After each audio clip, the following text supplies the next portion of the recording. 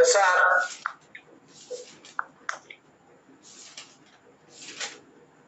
Friends, एक बार जोरदार clapping doctor counts is the मैथिक जी के लिए, हमारी पैथिक के भगवान।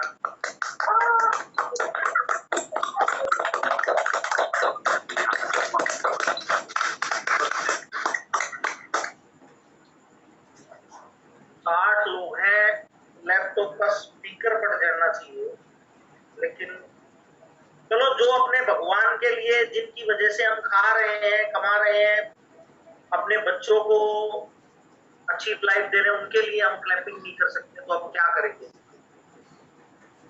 कुछ कर सकते हैं?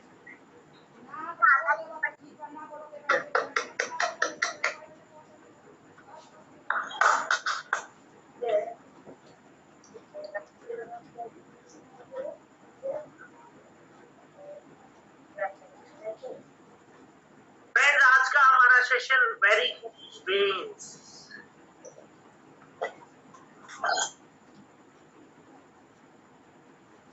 Recording in progress.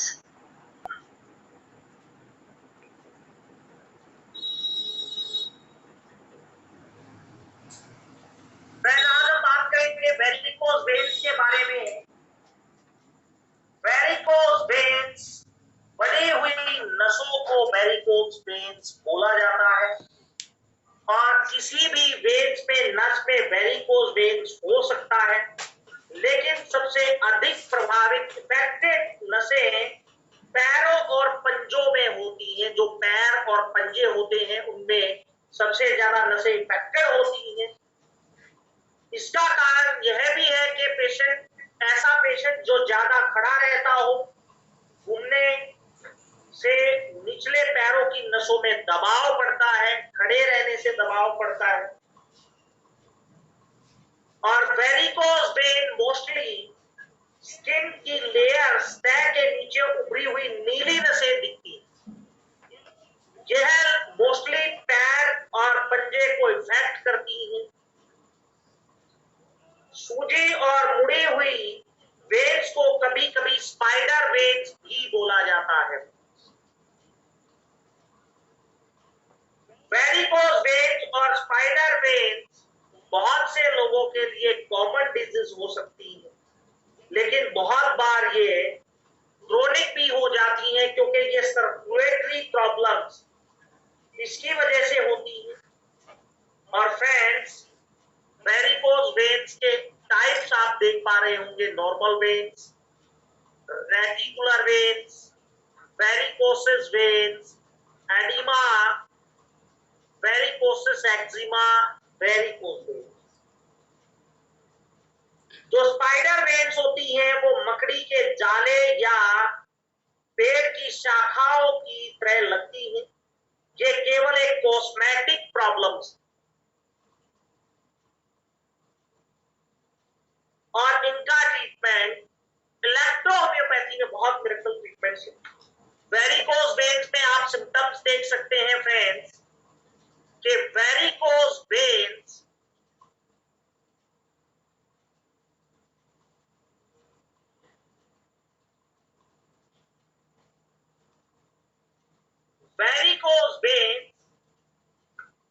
गहरी बैंगनी और नीले रंग की दिखाई देती है, और रस्सियों की तरह दिखने वाली मुड़ी हुई और सूजी हुई नसें होती हैं। पैरों में दर्द, भारीपन महसूस होता है, जलन, मांसपेशियों में ऐंठन, पैर के निचले हिस्सों में सूजन। लंबे लॉन्ग टाइम तक बैठने या खड़े रहने से दर्द होता है। एक या एक से अधिक नसों के आसपास खुजली होती है। टखने के आसपास स्किन के अल्सर जो नसों से रिलेटेड होते हैं। और वेरिकोज वेन बढ़ती उम्र की वजह से भी हो सकती है, क्योंकि जिसमें नसें अपनी फ्लेक्सिबिलिटी खो देती हैं, जिससे उनमें खिंचाव बढ़ सकता है। नसों की वाल्व जो कमजोर हो जाती हैं, जो दिल की ओर बढ़ने वाले ब्लड को अपोजिट साइड में ट्रेवल कराने लगती है। इससे वेन्स में ब्लड इकट्ठा हो जाता है और नसें फूलकर वेरिकोज वेन्स हो जाती है। जो आप स्क्रीन पर देख पा रहे होंगे। Varicose vein during the pregnancy भी होता है क्योंकि उसमें ब्लड का अधिक उत्पादन होता है, लेकिन पैरों की श्रेणी की तरफ प्रवाह सर्कुलेशन घट जाता है, जिससे सर्कुलेटरी सिस्टम में प्रॉब्लम आती है। और वेरिकोज वेन एज फैक्टर की वजह से भी हो सकता है, और वेरिकोज वेन्स मेल की बजाय फीमेल्स में ज्यादा होती हैं क्योंकि फीमेल्स हार्मोन रिप्लेसमेंट थेरेपी भी ले लेती हैं या एंटीपील्स भी ले लेती हैं, या फिर किसी का फैट ज्यादा हो, ओबेसिटी की वजह से भी वेरिकोज वेन्स हो सकता है, या फिर कोई सिक्योरिटी का काम करता हो, खड़े रहने का काम करता हो, उनको भी वेरिकोज वेन्स हो सकता है, या किसी की फैमिली हिस्ट्री रही हो वेरिकोज वेन्स। वेरिकोज वेन्स, अगर किसी को वेरिकोज वेन्स हो जाए तो आप अल्ट्रासाउंड करा सकते हैं, वेनोग्राम भी करा सकते हैं, और लाइफस्टाइल में चेंजेस लाना बहुत जरूरी है ऐसे पेशेंट को। जो ज्यादा देर खड़ा रहता है उसको बैठने की कोशिश करें, खड़े ना रहें। जिसका वेट ज्यादा है वो वेट को कम करें। जिसका सर्कुलेटरी सिस्टम में प्रॉब्लम है वो एक्सरसाइज करें और अपने पैरों को ऊपर उठा के रखें। इलेक्ट्रोहोम्योपैथी में वेरिकोज का वेन्स का ट्रीटमेंट आपकी स्क्रीन पर।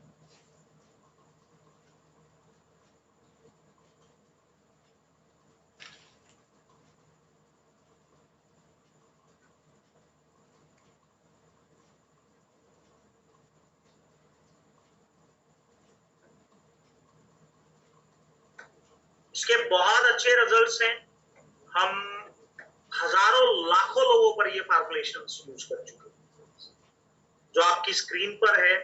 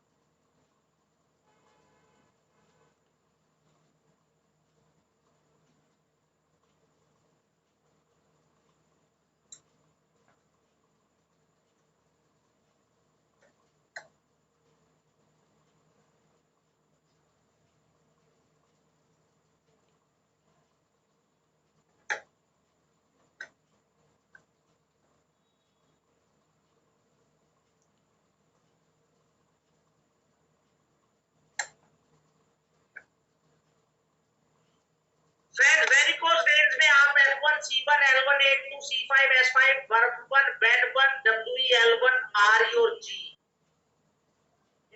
इसमें RE को आपको इस सारे कॉम्बिनेशन को 70% रखना और GE को इसमें 30% ऐड करना है, और D8 में देना है 20 बूंद हर 2 घंटे में, और राइट कंप्रेस का होठ कंप्रेस करना है और पेन ऑयल को अप्लाई करना है।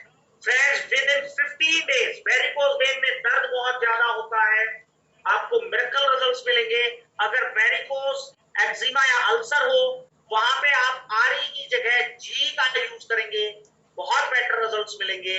और अगर किसी को अल्सर है तो वहां पे आप S5 और GE को अप्लाई करेंगे 3 से 4 दिन किसी क्रीम बेस में मिलाकर, वैसलीन में मिलाकर। 3 से 4 दिन में 5 दिन में वो अल्सर्स ठीक हो जाएंगे।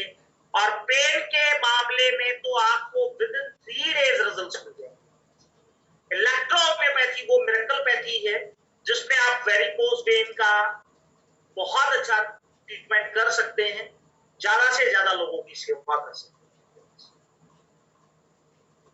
फ्रेंड्स, वेरिकोज वेन के अभी बढ़ते हुए दौर में इतने केसेस आपको मिल रहे हैं क्योंकि सर्कुलेटरी सिस्टम की प्रॉब्लम हो रही है, लोगों का लाइफस्टाइल गलत है, डाइट प्लान गलत है, प्रॉपर डाइट नहीं ले पाते, लाइफस्टाइल जीरो हो गया है, तो उसके लिए आप लोग ईएच में ज्यादा से ज्यादा बेटर रिजल्ट्स दे सकते हैं।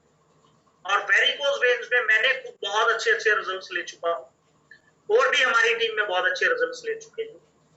तो फ्रेंड्स, आज का सेशन यहीं तक था। Recording stopped. आपका कोई क्वेश्चंस हो तो आप पूछ सकते हैं। हाँ जी फ्रेंड्स, बताएं।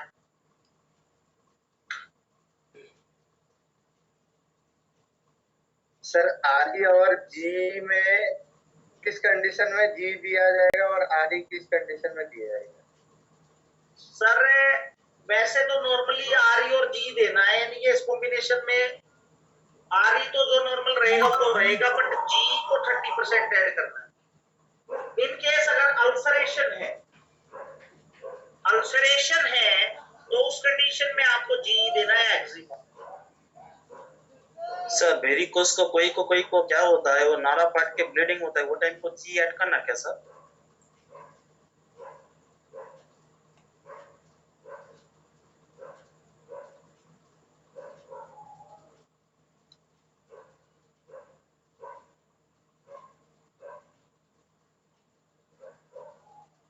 सर आरई और जी दोनों ही देना है क्या सर? हेलो हेलो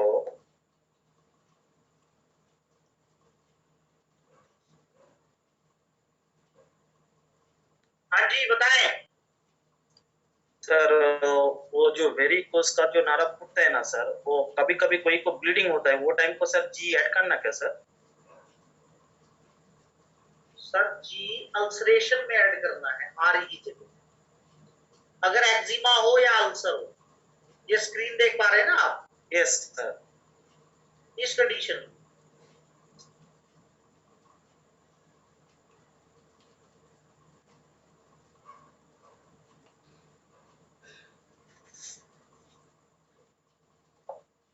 आरई या जी कोई भी एक ऐड करना है सर? अरे सर मैंने बोला है नॉर्मल फार्मूले में तो आपको आरई और जी दोनों ऐड करने हैं। आरई को तो आपको जो फार्मूले में चल रहा है 70% फार्मूला रखना है, बट जी को 30% ऐड करना। जी सर। समझ रहे हैं मेरी बात को? जी सर।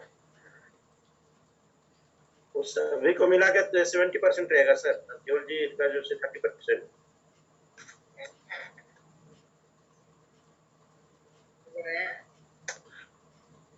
सर जी 30%, बाकी 70%। सबको मिला के सर।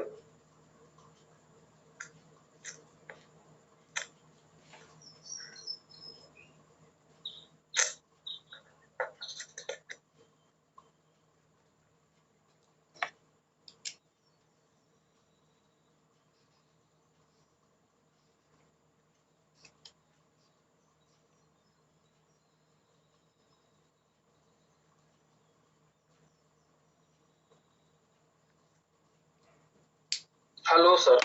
हाँ जी बोलिए सर यदि इसमें अल्सर या एक्जिमा न लगे तो सर केवल आरई दे सकते हैं?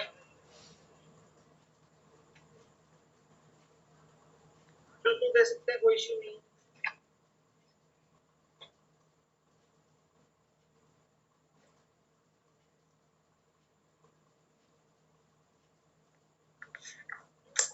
इसमें सर ब्लू लैक्सिटी का कोई रोल नहीं आएगा? सर क्या रोल आएगा ब्लू इलेक्ट्रिसिटी? अब ब्लू इलेक्ट्रिसिटी तो और क्लोटिंग करेगी। अगर ब्लीडिंग, अच्छा सर क्लोटिंग करने का काम है ब्लू इलेक्ट्रिसिटी का तो। हाँ जी हाँ जी। अब यहाँ पहले ही ब्लड इकट्ठा हो रखा है। हाँ ये भी सही है सर, ठीक है।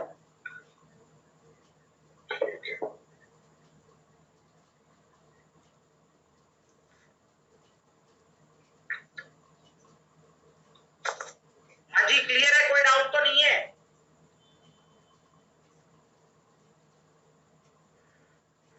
फ्रेंड्स क्लियर है आप सभी को? जी sir.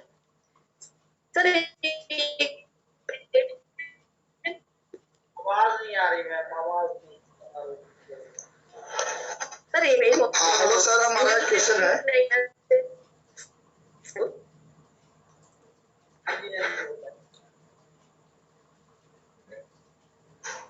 Sir good morning sir, Vasu बोल रहा हूँ। Hello sir.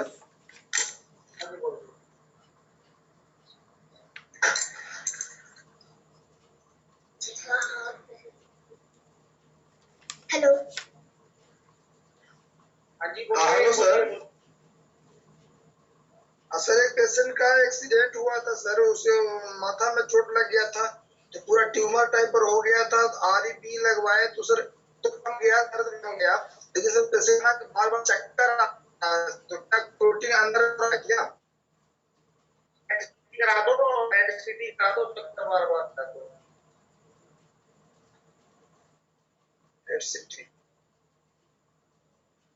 सर वो ट्रीटमेंट में क्या दिया जाए सर, बार बार चक्कर आ रहा है तो?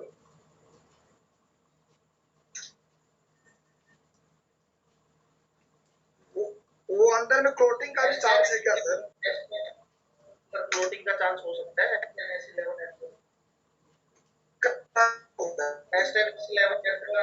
C1S1 ये दो ना। S11 C1S1 ना सर? हाँ जी। कौन सा डायल्यूशन में सर?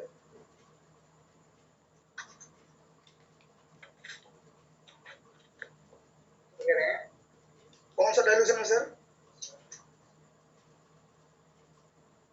S10 S11 C1S1 कौन सा डायल्यूशन में सर? सर D6 में। सर हम इसके पहले दिए थे D6 में, तो क्या कह रहे हैं?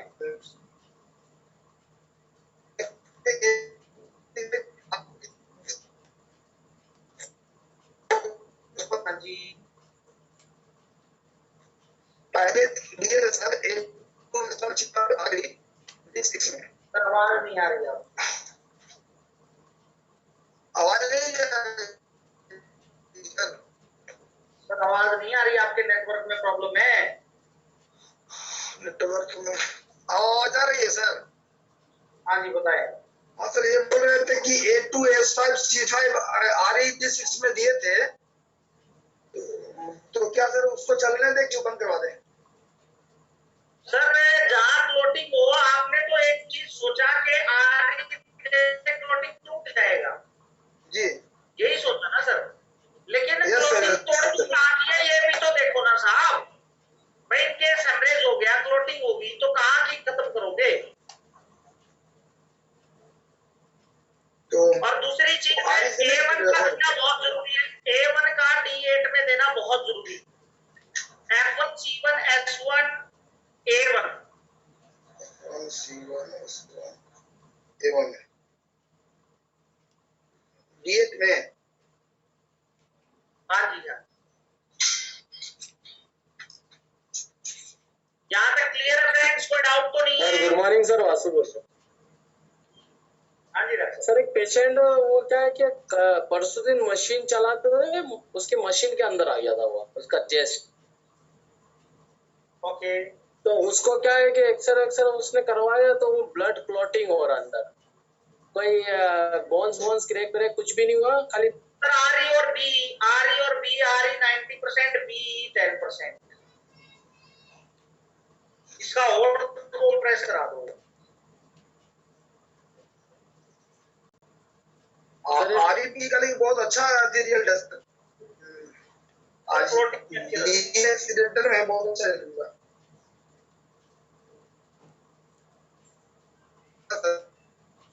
हो गया है, सुंदर हो गया है।